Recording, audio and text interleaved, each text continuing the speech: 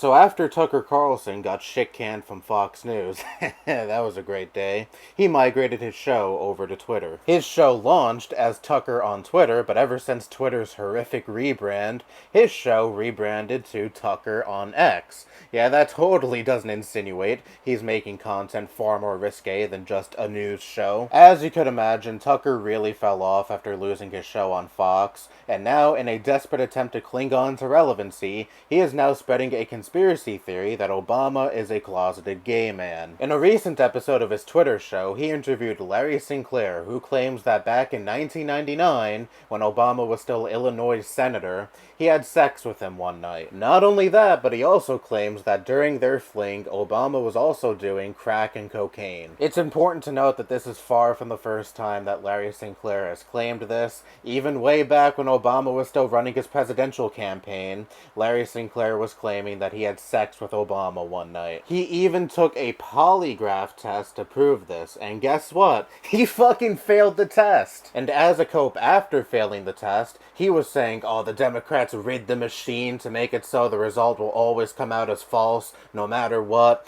Or you were just lying, dude. I know there are people who say that polygraph tests are a sham, they're not always perfect, and to an extent I agree, but let's just entertain the 0.1% chance that this story is real. Larry Sinclair claims that he is far from the only man that Obama has slept with. So if that is the case, why is it just Larry Sinclair coming out and telling this story? Obama was not a private citizen when this story took place. Again, he was already Senator of Illinois back in 1999. And as you can imagine, a politician going around having gay sex was far more scandalous back in the 90s than it would be today. Wouldn't you think that if Obama really did have sex with multiple men back then, at least some of those men would come out and say, yes, I had sex with a senator, to get their 5 seconds of notoriety. I think there would be far more than just one person coming out with that story, and on top of that, far more than just one person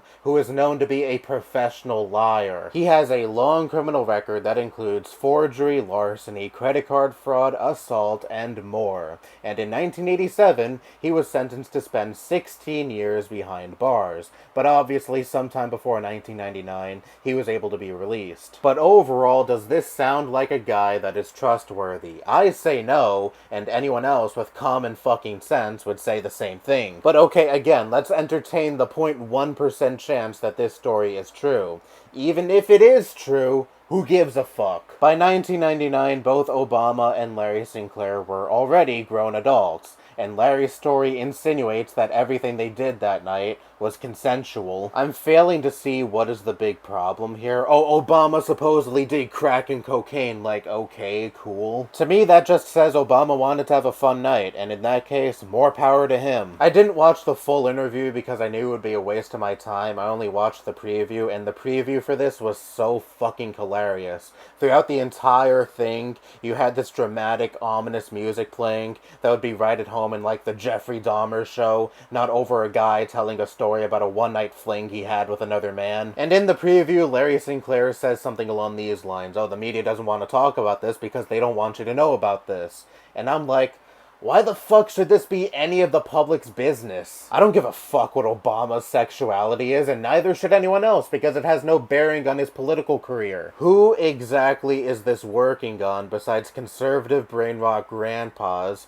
who do nothing all day but sit in front of the TV watching Fox News? And who gives a fuck what that demographic thinks? Because the overwhelming response to this, from what I've seen at least, is, who cares? This is none of my business. And plus, who even really cares about Obama anymore? January 20th, 2017 was 6 years ago. That was the day he left the White House. So I'm failing to see why this should be a big deal to anyone. And even if he was still president, I still would not fucking care. Oh, but you care when GOP politicians are outed as gay? Yeah, it's almost like a lot of Republicans make their entire career revolve around being as bigoted as possible against LGBT LGBTQ plus folk. And when politicians like those are outed as gay, that exposes them as enormous self-loathing hypocrites. So these two scenarios are not even comparable. This kinda reminds me whenever right-wingers try to discredit Martin Luther King by saying, well, he was a cheater that participated in orgies and did drugs. Well, one, him going to orgies and doing drugs just makes him even cooler in my book. I bet you didn't learn that in history class. But at the same time, no, I don't condone cheating. That was shitty. But at the same time, what the fuck does any of that have to do with his activism and the impact he made in this world? This isn't to say that Obama is even in the same ballpark as MLK was. I'm just saying, what the fuck does this story have to do with Obama's political career? You could have gone after him for actual legitimate reasons, like how drone strike happy he was during his presidency, or his complete shrugging off of the Flint, Michigan water crisis, to name two things. But no, you decide to run this garbage because Tucker Carlson does not give a shit about actual journalism. He just gives a shit about staying relevant. And to anyone who is actually gullible enough to believe this story and think this will actually make a dent in Obama's reputation, I don't really know what else to say to you besides, wow, you're fucking dumb. I said this on Bluesky and I'll say it here. Conservatives, stop caring about other people's sex lives challenge. It's the same thing with Hunter Biden. I don't give a fuck if he does coke and fucks prostitutes. That is none of my business, nor is it the business of anyone else in the general public. And yet you have Marjorie Taylor Greene, a representative, waving around pictures from Hunter Biden's sex tape on the House floor. What a fucking country we live in. Anyway, that's all I have to say. Bye-bye.